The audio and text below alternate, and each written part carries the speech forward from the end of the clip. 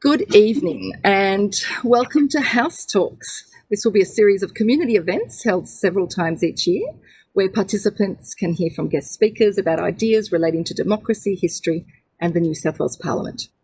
Our very first talk tonight is Perspectives on Democratic Systems, Westminster versus Presidential.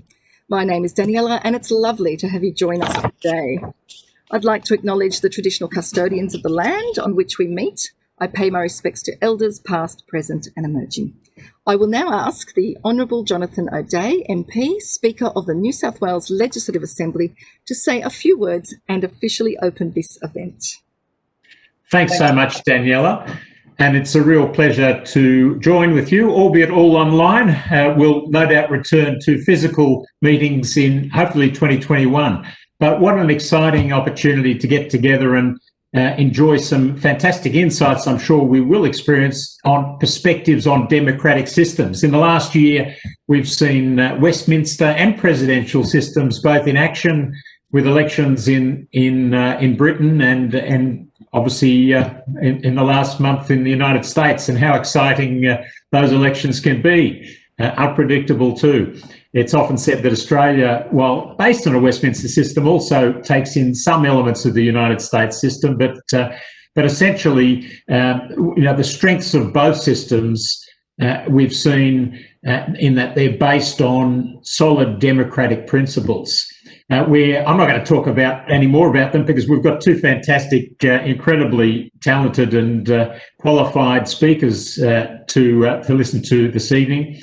Professor Rodney Smith from the Department of Government and International Relations and Associate Professor Brendan O'Connor from the United States Studies Centre at the University of Sydney. Thank you both for joining us. As Speaker on behalf of the Parliament of New South Wales, I thank you for joining with the Parliamentary Education and Engagement area of the Parliament, as well as the New South Wales chapter of the Australasian Study of Parliament group to put on this evening's educational piece.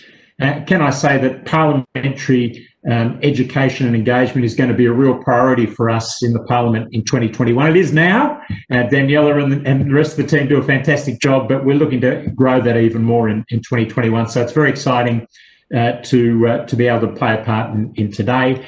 I too acknowledge the Gadigal people of the Eora Nation, and thank you for that formal acknowledgement, Daniela. I will leave it there, except to say that I have various responsibilities and powers as Speaker, but one of the most privileged ones is to have the power to officially declare something open, and I now do that. Thank you. Thank you so much, Mr. Speaker, for your warm welcome. I'd like to now, before we go to the guest speakers, introduce Mr. Rowan Tyler, Secretary of the Australian Studies of Parliament group that Mr. Speaker just mentioned. They are partnering with us for tonight's event, and I'd like him, if he could, to tell us just a little about the New South Wales chapter of the ASPG and how people can join if they're interested. Thank you, Daniela. As Daniela said, my name's Rowan, and I'm the Secretary-Treasurer to the New South Wales chapter of the Australasian Study of Parliament group, otherwise known as the ASPG.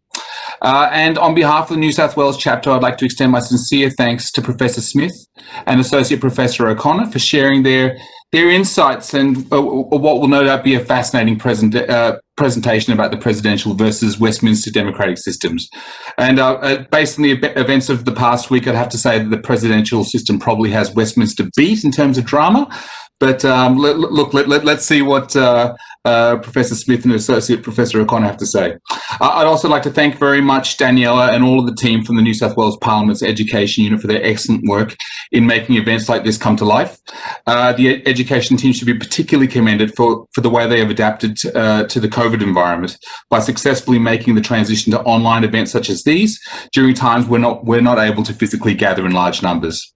So, by way of background, the ASPG is a politically non-partisan body which was established in 1978 to encourage and stimulate research, writing, teaching and discussion about parliamentary institutions, particularly those in Australasia and the South Pacific. The ASPG has chapters in all states and territories of Australia and in New Zealand. And membership consists of parliamentarians, parliamentary officers, academics, teachers, journalists, students and other interested individuals. So if you're not already a member of the New South Wales chapter and are interested in joining, I'd love to hear from you. Daniela will leave my contact details on the screen for a few minutes after the conclusion of the presentation. Thanks very much, Daniela. Thank you, Rowan. That's right, we'll have those contact details on the screen at the end.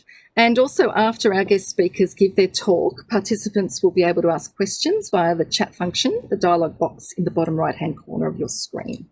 As I said earlier, we have over 150 people joining us. In fact, the count has just come through to me and it's 164 at the moment. So thank you, everybody that's joined us. We'll try to answer as many questions as possible in the time we have at the end.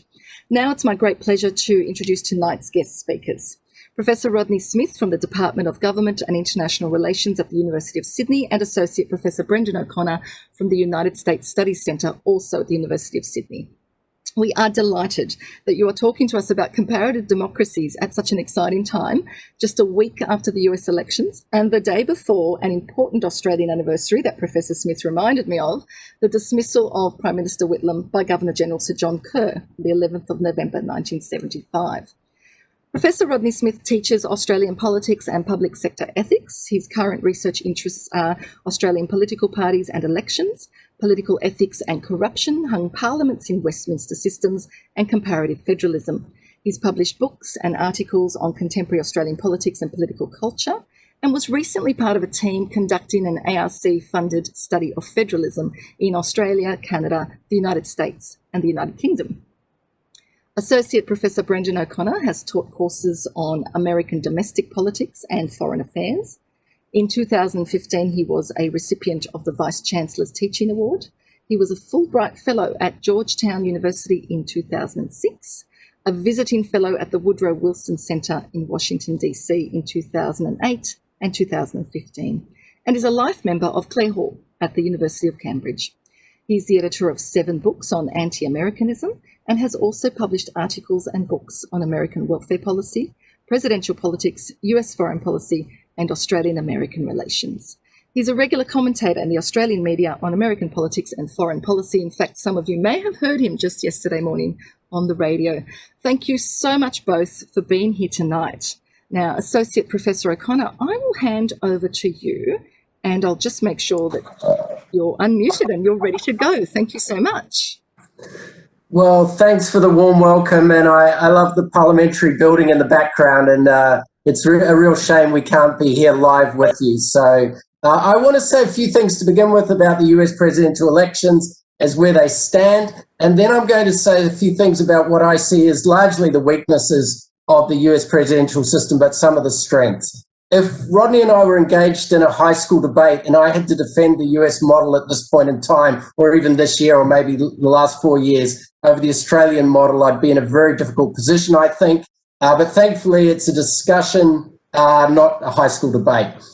Where are things at with the US elections at this moment? Well, after refreshing my New York Times and 558 website browsers for about 1,000 times over the last week, these are my takes. The good news for democracy is Joe Biden's win is based on a lead of thousands of votes in 4 states. He's 45,000 votes ahead in Pennsylvania, 20,000 ahead in Wisconsin, 11,000 in Georgia, 15,000 in Arizona. Biden doesn't need all of those states to become president and can win with just 2 of those states. That makes court challenges very hard to succeed. The bad news for democracy is Trump has forcefully snubbed the long-standing tradition of conceding defeat once election results are clear, which I think they now are. Trump's claims that postal votes could not be trusted in the midst of a pandemic that has now infected 10 million Americans and killed 238,000 Americans, an enormous figure, I think should be an impeachable offence of not encouraging people to vote by post. Voting in person, as well as Trump's rallies, could well turn out to be super spreader events. There is no evidence of mail fraud. There is no evidence of general fraud in general. But this has, of course, not stopped Trump from claiming that mass fraud is an undeniable fact. These claims are bold-faced lies that any other candidate had made. It would lead to a constitutional crisis. However, in this case, I do not think it will lead to a constitutional crisis because Americans are used to Trump saying a lot of ridiculous things, and even his fellow Republicans are not inclined to take Trump's words literally.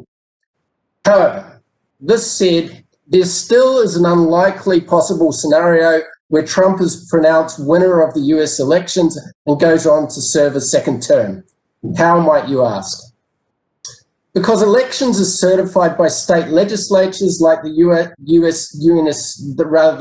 the New South Wales lower house and state governors. In Pennsylvania, Georgia, and Arizona, those key states, the legislatures are controlled by the Republican Party at the state level, and they could simply ignore the popular vote and claim Trump was the winner of the elections in their state because of mass fraud or potentially a whole range of other reasons. That could keep Trump in the White House. However, in Pennsylvania and Georgia, there are Democrat governors who could endorse a Democrat victory at the state level. This could lead to there being two slates of electors from various states, which would cancel each other out, resulting in no candidate getting to the magic 270 electoral college votes. And the election, therefore, would be decided by the House of Reps, where each state would vote as a bloc with one vote, and the Republicans have a majority of reps in more than 25 states. Therefore, Trump again would be re-elected president. All of these scenarios leading to Biden not becoming the president are highly unlikely, but the fact that they are possible, I think, tells us something about how flawed the US presidential election system is. I didn't even mention here the role of partisan courts that they could potentially play, or the fact that Trump terminated his Secretary of Defense today, a man who did not endorse him using the military on Black Lives Matter protesters earlier in this year. A new Secretary of Defense could, in theory, of course, declare martial law. The political theorist David Runciman likes to argue that in democracies, molehills are made out of mountains. Hopefully share boredom with the vote counting and refreshing one's browser, and politics dominating people's lives will achieve this boredom. But mountains can also be made out of molehills, as Trump has regularly shown us throughout his presidency. Trump is not all that is wrong with the US presidential system. The system is poorly suited, I'd argue, to life in the 21st century and party politics. The US system is a tripartite system where power is separated between the executive, the judiciary, and the legislature. It is also a federal system of government, and when it comes to elections, states have a lot of power with regard to who can vote, how you vote, where you vote, how votes are counted, and how disputes over voting are handled. The Supreme Court looms in the background on these questions with a potentially immense power, as we saw in 2000 with the Bush v. Gore court decision. The first problem I see with presidential systems in general is they give too much power and voice to one person. There is a great David Rowe cartoon with Me the People from the Constitution of the United States on Donald Trump's rather large belly, rather than We the People from the Constitution. Presidential systems are too much of a me system which expects far too much from one person and gives them way too much attention. Politics, at the end of the day, is a collective action activity. The presidential model, therefore, I think is fundamentally flawed by suggesting otherwise. The second major fault of the US presidential system is that it is not set up to handle fierce partisanship. When the founders designed the US Constitution, they were highly critical of parties, or what they called factions, and they hoped on the big issues that national interest and decency would lead politicians to cooperating and finding common ground. In the 21st century, a system based on this vision of politics is hopelessly outdated, and one of the key reasons the US Constitution should be rewritten, although this is nearly impossible, I think, to achieve. The third major design fault of the US presidential system is that it is constructed to restrict rather than achieve policy reform, particularly at the domestic level. This is because there are just simply too many veto points. Under Trump, the number of veto points that have allowed challenges to his immigration policy may be seen by many people as a good thing, but those veto points also stopped under the Obama presidency effective action on climate change, inequality, gun laws, electoral reform, and a whole laundry list of other significant problems that need to be addressed in American society. The fourth flaw of the US presidential system is that it gives the president simply too much power in foreign affairs. The fifth flaw is a corrupt president turns out to be much harder to rein in than previously realized. The system of checks and balances requires conventions to be followed and bipartisanly agreed upon, and an ability to set standards about what counts as political malfeasance, or even treason or bribery or other crimes and misdemeanors, high crimes and misdemeanors. If there's no bipartisanship on those questions, then the president's capacity to get away with an enormous amount is very evident, as we've seen over the last 4 years. Sixthly, the Electoral College is simply a terrible electoral system for choosing a leader. I don't think it's a model that America could export in its wildest dreams after this election, but many before it as well. I want to finish on a positive note, as though this might be a debate and leave plenty of time for questions. Positively, the presidential system, I think, can inspire acts of sacrifice on behalf of the nation. Maybe in World War II, the Peace Corps, there could be, I think, a list of other examples you could use. I think being a leader of a nation for a maximum of 2 terms is a good thing about the US presidential system, that no matter how much you disagree with a politician, if you can live for their 8 years, you get to see them leave office. The US system, I think, is more open, the presidential system, to new ideas than the Australian system of politics. I think primaries definitely have their strengths of bringing new ideas in, debates into the political system. They certainly have, I think, a lot of weaknesses as well, but there are certainly some strengths. But overall, I do not think, as the events of the last week have, I think, amplified that the US presidential system is a model I would recommend for anyone else, or maybe even not the United States of America. So thank you. Thank you, Associate Professor O'Connor. There were a lot of things there that, even though I've been watching the US elections for the last week, I really didn't know. So thank you so much. Some of those veto ideas, wow, I'm sure we'll have lots of questions about them. Thank you, that was brilliant. Professor Smith, we might hand over to you to perhaps talk about the Westminster system in comparison. Thank you. Sure, great. Thank you very much. And I know probably, given the last week's events, that most of you in the audience will probably be more interested in what Brendan has got to say than what I've got to say, but hopefully I can at least highlight some features of Westminster systems that that are relevant, and that maybe draw a contrast between the shenanigans in the US and other forms of shenanigans. So, I mean, as Brendan made clear, one of the key features of presidential systems is that the executive, led by the president, is separate from the legislature, and that clearly is a difference with Westminster systems, which are parliamentary, in the sense that the executive is drawn from the legislature, from the parliament, and is accountable, importantly, is accountable or responsible to that legislature, and needs the continued support of that legislature, the parliament, to continue as the executive. If you lose, if the Prime Minister loses the support of the House of Representatives, if the Premier loses the support of the Legislative Assembly in New South Wales, they are no longer the Prime Minister. So the whole process of a separate election, however flawed, however good for a president, sets up a different dynamic. It's very hard to remove a president once they're there. You have to wait for their 4 years or 8 years, as Brendan said.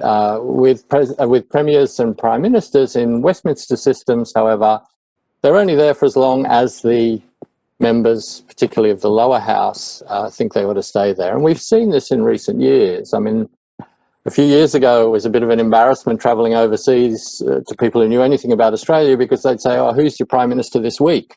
And think it was hilarious to, make this joke about the instability in our, in the head of our executive.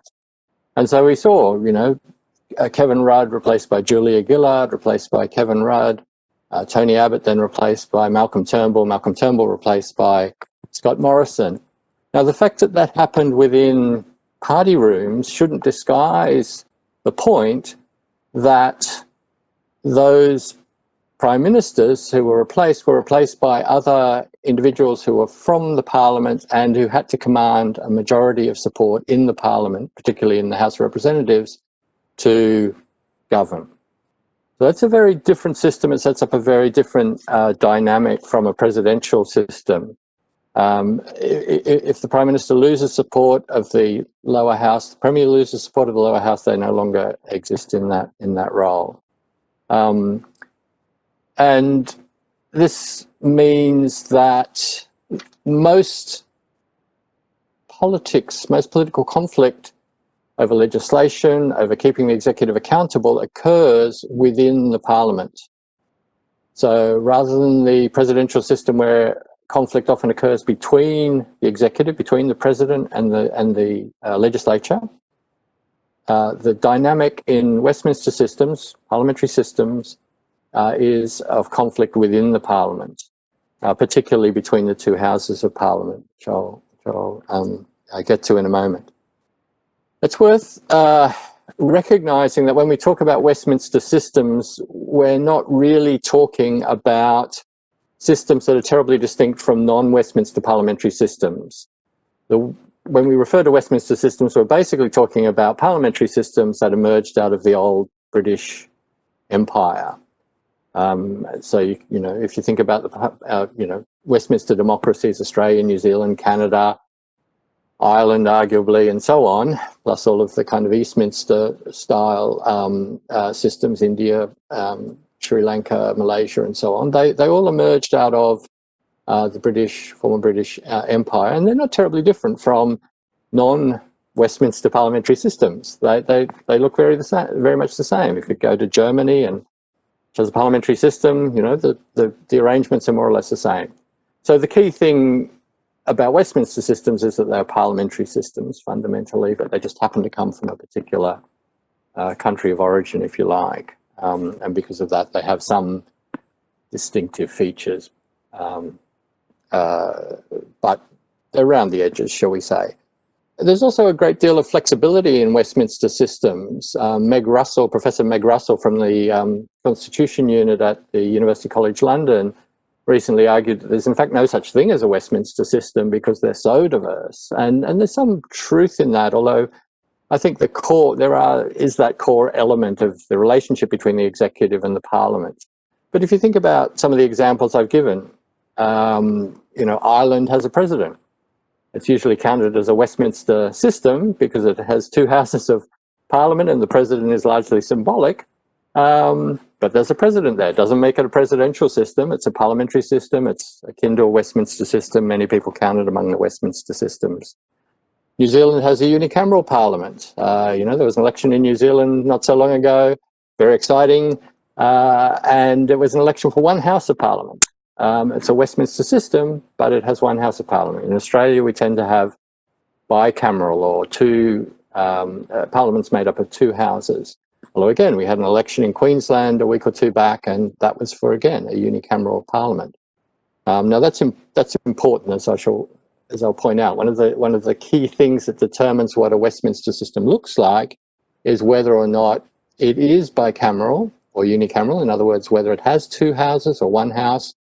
And further to that, three things about the relationship between the two houses. And let me explain those. And we find examples of all of them in Westminster systems across the world. The first thing that creates some variation in Westminster systems is what we tend to call the symmetry of the powers of the two houses. In other words, if we have two houses of parliament, as we do in Australia with the House of Representatives and the Senate, as we do in New South Wales with the Legislative Assembly and the Legislative Council, how symmetrical are their powers? Do they have the same powers, or is one house more powerful than the other? And we can think of examples where one house of parliament in Westminster systems is more powerful than the other. Westminster itself is an example of this. The House of Commons is more powerful than the House of Lords because the House of Lords can only hold up legislation. It can only hold up bills that the government of the day through the House of Commons wants to get through the Parliament. In Australia, we tend to have quite symmetrical houses in terms of their powers. In other words, the Senate, the Legislative Council have more or less the same powers as the lower houses, the House of Representatives and the Legislative Assembly. They can hold up bills. They can prevent bills from being passed. They can't just hold them up. They can knock them out completely by continually rejecting a government's bills. That makes for very powerful houses. The second thing has to do with the what's often called the congruence of the two houses. In other words, how do their makeups differ? So houses that are two houses of parliament that were made up pretty much the same, of the same sorts of people from the same parties would be fairly pointless. You might as well just have one house of parliament if you're going to have two houses that have exactly the same political composition. So in order to build in some incongruence, different measures are taken. So if we want two democratically elected houses, typically in Australia, the lower house will be made up of individuals who represent individual geographic districts, electorates, whereas the upper house will be made up of people who are elected from a wider electorate on a proportional representation basis. That's the case in New South Wales, it's the case for our Senate, it's the case for most of the other states, although not all of them. If we're not going to elect people to the second house directly, there are some other measures we could use. The House of Lords, as the name implies, uses the principle of, partly the principle of hereditary. There are some people whose families were powerful back in the day, so they still get to exercise a bit of power by virtue of the fact that they're born into the right families. Or we might look at Canada, again, part of the Westminster system. The Canadian Senate, its upper house, isn't elected by the people, it's appointed by the government of the day, or by the Governor-General on the advice of the Prime Minister, and it represents the federal nature of Canadian politics. In other words, a certain number of senators are appointed to represent particular states. Or we might look again at Ireland. The Senate in Ireland, the upper house, represents, at least in theory, different occupations, professions, interests in society. Or again, we might swing back to the House of Lords and see the upper house. Many of the life peers in the upper house, appointed by the government just for their lives, for the period of their lives, they're not permanent, their families aren't permanent members of the House of Lords, are appointed because of their expertise. They might be experts in medicine, so they're appointed to the Lords on that basis, or experts in economics, or experts in engineering. In other words, you build a second house which has expertise and you pick people who may not even think of standing for election, but who have something to contribute. So there are these sorts of varieties of incongruence between the houses. The final thing that's very important, the third thing, has to do with legitimacy. A second house has to be legitimate.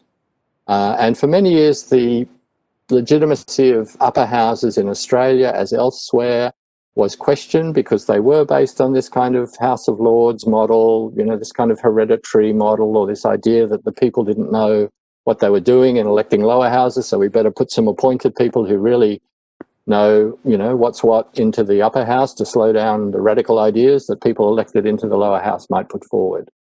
And so the Labor Party in particular, but other critics of the upper houses wanted to abolish upper houses. They saw them as sort of conservative handbrakes on good policy and as illegitimate.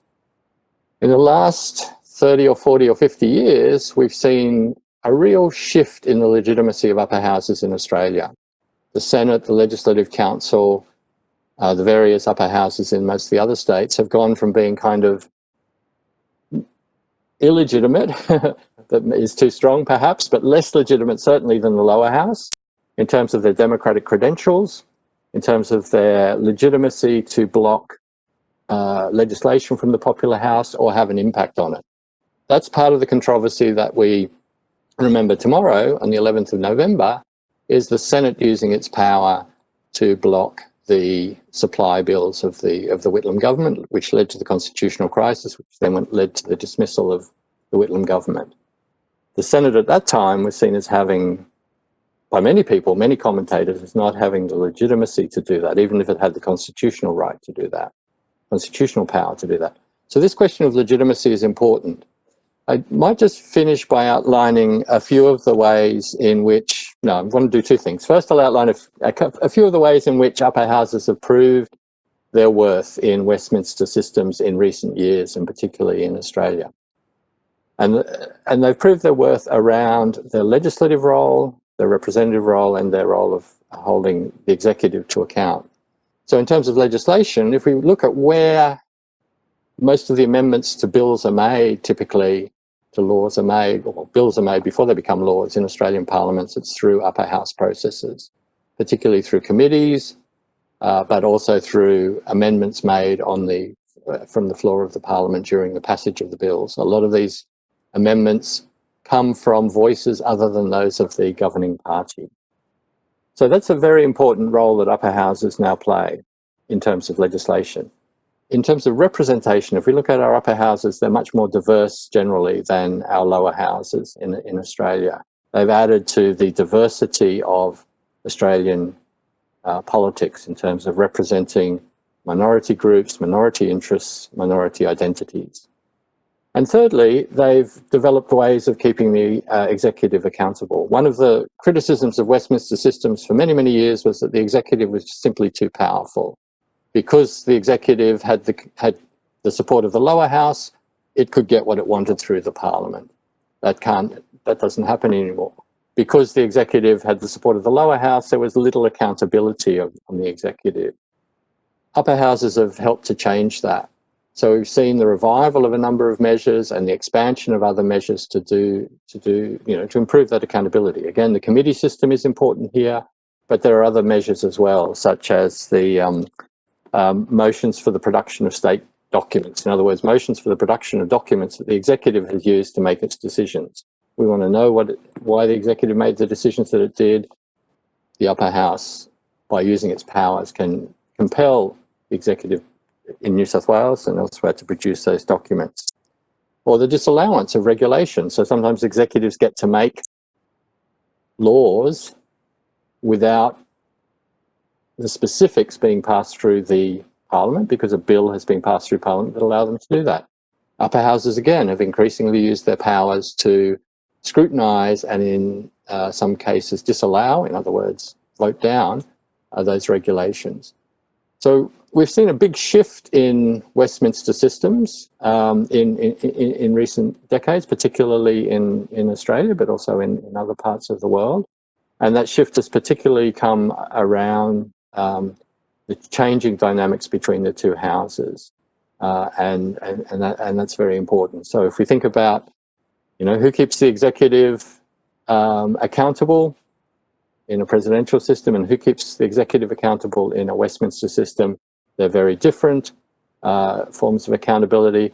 For some people, that means that executives in Westminster systems in Australia can't do enough. They can't get their bills through Parliament quickly enough. They want to do things. For other critics, Parliament should do even more to rein in executive power. So that's the sort of debate that we're in at the moment, I think, in Australian politics, in Westminster politics. Has the increased use of Parliament's powers gone too far? Do governments have a mandate? Do executives have a mandate to govern more than they're able to? Or should we welcome even more restrictions on the executive exercise by the Parliament? I might leave it there. Thank you so much, Professor Smith, for outlining the complexities of that Westminster system. And it's really interesting from hearing from both of you, and thank you both, that was brilliant, that both systems have such complexities. And both systems, I think we can say, have advantages and disadvantages. I'm also delighted to have a new word for when I next play Scrabble, Eastminster. I'm sorry to admit my ignorance here, but I'd never heard that word and I love it. Perhaps one of our programs next year could be looking at Eastminster systems. That's a discussion for another day. Thank you both. That was brilliant. Now, we've already got a few questions coming through on the chat, which I'll read out in a few minutes. But if people have questions, if you could have a look at the little dialogue bubble at the bottom right-hand corner of your screen. If you click on that, you can type in your question. If possible, type it into the host, myself, and then we'll read out as many as we can. So let me see. We have a question, our very first question here. And either possibly for Brendan, but either of you, please answer any of the questions. Was the US electoral college system set up largely to protect slave-owning states? Okay, well, the history of the Electoral College has a lot to do with federalism. So I suppose that's a kind of topic slightly outside of our bounds. There were a number of things which allowed for slaves to be counted as part people, which is where we look back on that rightly as being something that is, that we don't hold in sort of high esteem and that we're highly critical of. But I suppose in general, it was something that allowed the states of the United States, which often saw themselves as more powerful than the notion of a United States, as having a lot of say. And that has, I suppose, continued to this day with this strange notion that no matter how big a state, you get 2 senators. So Wyoming gets 2 senators, and so does California, with a huge population difference. So states in themselves as almost mini kind of countries that only come to the United States as an electoral kind of grouping, in the sense of coming with many rights, coming with many capacities to decide many things for themselves. And so that battle over slavery that you see in the Civil War is often portrayed as this battle over states' rights. I mean, it was also clearly a battle over the states' rights to have slaves, and particularly expand slavery to Kansas being the key issue. But I noticed in the chat other people have asked questions about whether presidents can just get around the Congress, whether the Congress is just something that is there to be avoided. In a number of interviews I've done over the last few days, people have said, well, when Biden comes in, won't he have a huge agenda and he'll just bypass the Senate, which will probably turn out to be 51 or 52 Republican, 48, 49 Democrat. On COVID, on setting up a task force, on doing things like that, yes, he can. He can immediately declare a task force, get the best minds of the country, work with drug companies. That's part of the executive office is it's an administrative office. On joining the Paris Climate Accords, he can. It's not really a binding treaty, so it's really just a presidential edict. You can use the power of the bully pulpit. He can change emission standards for coal plants, for cars, but he can't pass comprehensive emissions policy, cap and trade, as the Americans call it, on setting targets and particularly taxes on emissions, and he certainly can't pass a jobs bill or a stimulus bill without the Congress. So there's a whole bunch of things which you can do under executive action, under administrative powers, but there is a large number of things, quite often the more financially oriented things, the things which can probably show government to be effective in people's lives, that are very hard to achieve in the United States. It's more the blocking things that a president can do, or the symbolic things, rather than the large policy-oriented changes which require cooperation between the executive and the legislature and the Supreme Court not to veto it at some point. Great, thank you for that. I've got questions coming up on the Supreme Court, so I'll ask that one in a moment. And I've also got some questions on the electoral colleges, so I might ask that one first. And then we've also got a couple of questions on no confidence motions versus impeachment, and a question on the caretaker period in both systems. So we might start with the question that could Professor O'Connor just explain one more time the way in which the electors in the Electoral College may not be bound to vote according to the results of the popular vote within their own state. And I'll just add to that question, Brendan, another one. What's the difference between Australian electoral colleges and the US? If you can perhaps have a go at answering those. I mean, I'll explain the system and then I'll say briefly about the Australian model, and Rodney could say something there as well, hopefully. So the system in the United States is states proportionate to population are worth a certain amount of electoral college votes. California, 55, Florida, 29, Wyoming, 3, the District of Columbia, 3, DC, like the ACTU. Now, those electoral college votes, in most instances, are actual people.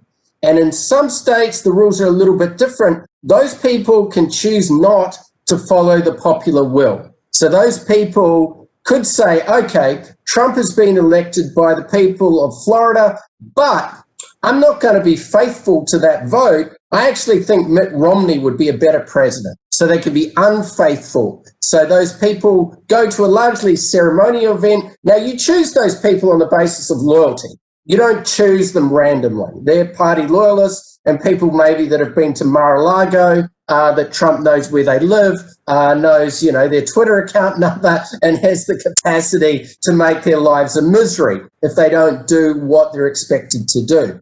But the problem in this Pennsylvania problem that we've had, with this ongoing count, is that the Pennsylvania legislature designed this election to be a mess. So instead of counting the votes before the election on the postal votes like they did in Florida, they wanted the votes to be counted after the election because it would open the doors to maximum sort of dispute if Trump lost. This was a tactic. It's not just something that happened randomly, and it was actually a tactic. And as part of that tactic, there was at least, I think, some discussions amongst the Republicans at the state level and a lot of journalism on that the Republicans, regardless of the vote, could just send 20 electors from Pennsylvania, and the Democrats would send their 20 electors, and those individuals would kind of cancel each other out.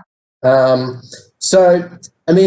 Australia, my understanding is the numbers are the numbers. The numbers aren't people. There's a big difference. And these people are more ceremonial in some states and have more rights in other states. The whole system is a total mess because the rules are not standardized. And I was going to say in my talk that in the 1880s, America adopted the secret ballot, which they called the Australians' vote.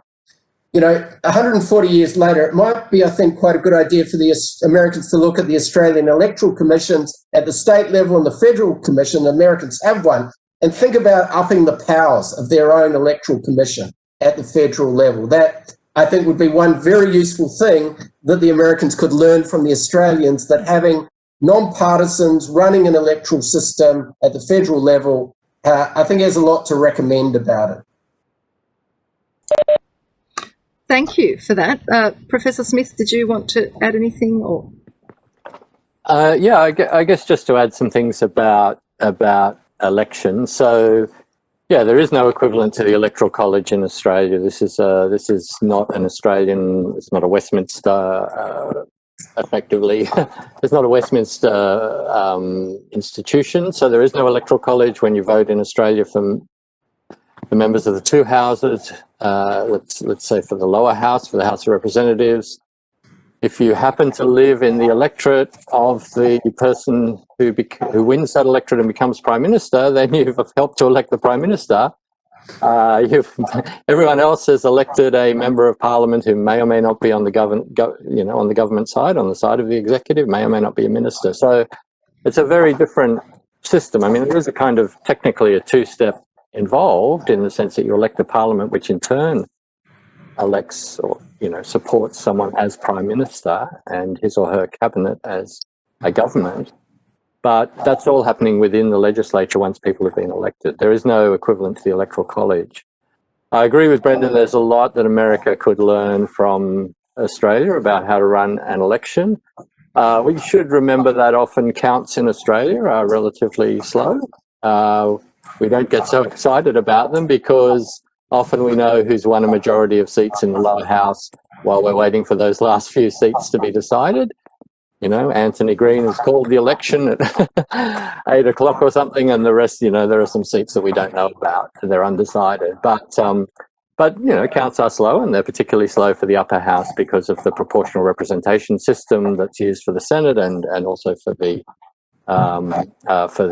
Legislative Council in New South Wales and the other various upper houses apart from Tasmania make the count relatively slow, and in some states votes can come in. But we do have a uniform system nationally as well. So there is one electoral law for the whole of Australia. It doesn't vary from state to state. That's a big difference from the US. So, Queensland can't suddenly make up rules about how people are going to vote in Queensland in federal elections, in our national elections. So, yeah, our electoral system has a number of features: an independent electoral management body, the Australian Electoral Commission, that runs things, a good system of non-partisan courts that resolves the few disputes that occur. It has a lot of benefits from the more kind of fragmented partisan system that you see in the United States. Thank you. Some great questions coming through as well. I've got one here about the Supreme Court and nominations by the President versus a natural progression through the system. So the question is, what is your opinion, either of you or both, what is most disadvantageous, nominations by the President or versus a natural progression through the system, given people of colour, women and other groups likely would not have had their appointment through these means? What are the arguments for both, giving the Supreme Court... my apologies. What are the arguments for both, given the Supreme Court has been held in support of minority rights in the modern era? The exception to the rule is the Warren Court in the mid-20th century. So in the main, the Supreme Court is an incredibly conservative body, but you have a period with the Brown decision in regard to segregation of schools, and then a whole range of segregation positions that is really the anomaly to the kind of rule.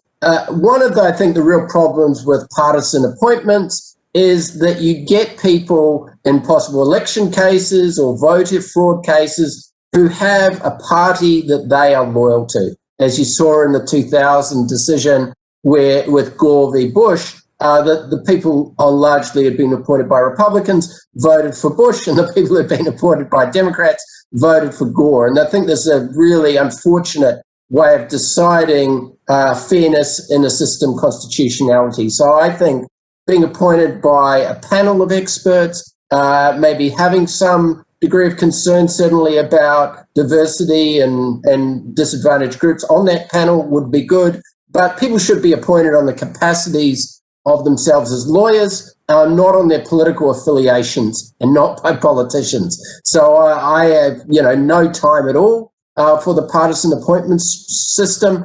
And really, I think the future of that system is, unless you have control of both the presidency and the Senate, you do not get your appointee through.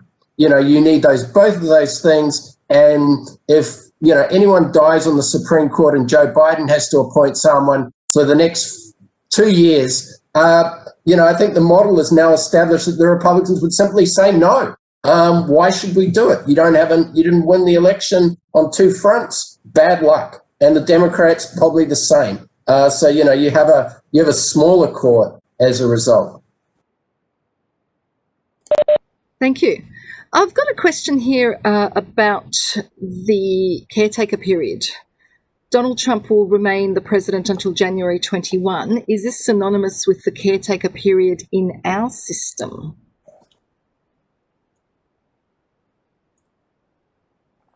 Want me to have a go at that? Yeah. No, it's not. It's not synonymous with that. In fact, no. The caretaker period is a period prior to the election in Westminster systems. So the period we're talking about is post-election. It does have it does have some similarities or a similarity in the sense that let's say Trump has lost the election, but he's still in office. Should he be doing things in that period? the similarity would be, you called an election, therefore you shouldn't be making policy decisions in the caretaker period in Westminster systems. But the two periods are kind of fundamentally different in that the one occurs prior to an election and the other occurs post an election. After an election, after an Australian election, there is often an election in New South Wales. There might be a period where we don't know who's won. It doesn't happen very often, but we think about, you might think about the period of the very close election in 1991 that resulted ultimately in the minority government in New South Wales. In that period, there was still a premier, because the new premier the new head of the executive hadn't been sworn in by the governor. So government continues through that period, but it's a different mechanism and it's a different period.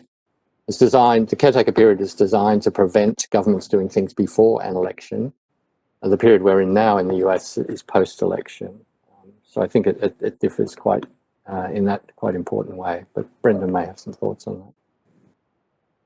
No, I'm happy to let another question. I mean, the American system is, fascinating in that there's a long period that the president, if they want to pardon various people who are in prison or people whose cases are coming before the courts, they can pardon them. And in Trump's case, they may ask for money for those pardons. And there's very little the Congress can do in this period. There's even speculation that Trump could pardon himself preemptively.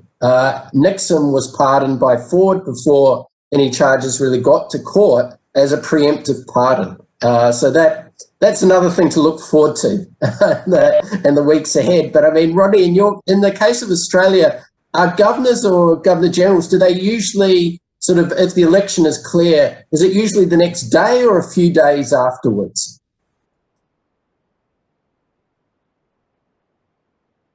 I'm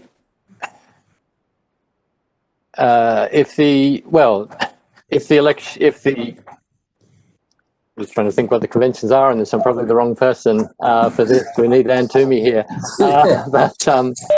I mean, as I say, the government doesn't cease, so there is still a premier until somebody else is appointed premier, sworn in as premier and sworn in with a cabinet. You could swear in a cabinet without that cabinet support being tested on the floor of the parliament. But the convention is certainly to wait until the election has been concluded. Great, thank you. Here's a question about rights. So in your view, which system of government has a better guarantee and protection of individual liberties? Aside from the Bill of Rights entrenched in the US Constitution, do you think Australia can incorporate a similar Bill of Rights?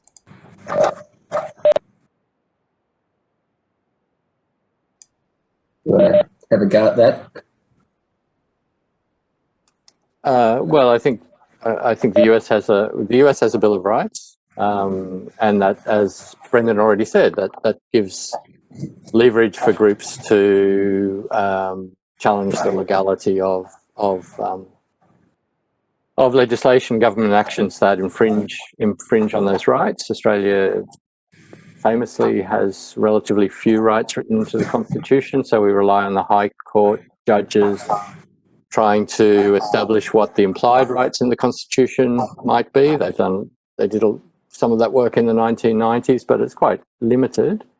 In Australia, we don't have bills of rights that are constitutionally entrenched. Victoria has a Charter of Rights, for example, at state level, but it's more limited. The likelihood of us getting a Bill of Rights is, I think, very, very limited. It's very unlikely because of the politics that would be required to incorporate one into the Constitution. So I think it would remain a legislative instrument if there was one, and therefore it could be overturned by a future Parliament. So, in the sense that rights are protected by courts, and executives don't tend to respect rights when it suits them not to do so, I think the US provides, better rights protection than Westminster systems, which tend to rely on the Parliament restraining the executive. Thank you. Brendan, did you want to say anything? If there's another question, I can maybe incorporate it, so you don't have much time. Sure. Okay, we've probably got time for a couple of questions here. One question is, Professor Smith, is there anything from the US presidential system that you think would enhance the Westminster system?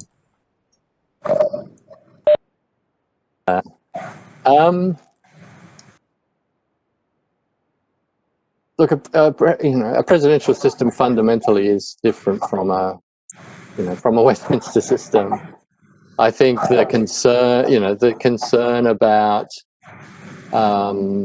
that Brendan pointed to right at the start of his talk, or after he talked about the current election, where, in terms of giving a single individual lots of power and relying on that individual to exercise that power effectively and intelligently and with compassion and so on, that's a real difficulty. So one of the key debates in Westminster systems in recent years has been around whether or not prime ministers are becoming too presidential, in the sense that they're accumulating too much of that kind of power. Now, there is a strong academic debate around that. I think, it's often exaggerated, and it's partly exaggerated by the way that election campaigns in Australia focus on leaders as if we are electing the prime minister directly.